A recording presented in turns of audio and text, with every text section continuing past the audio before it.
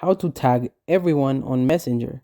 So all you need to do is just go and open Messenger. Then all you need to do, of course, is to create a group chat. First of all, if you want to tag everyone, just click on the pen icon on the top right corner and click add create new group. Then add whoever you want. So let's just say, for example, if you want to add this, and let's add maybe another one just like this and click on next.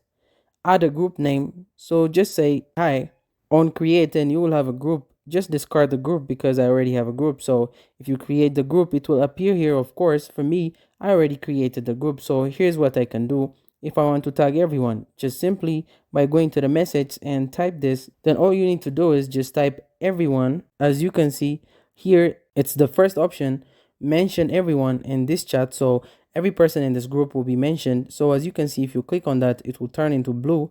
So if it's here into blue, make sure that everyone in this group will be tagged. So if you send the message, everyone will be tagged and everyone will have a notification that you target them.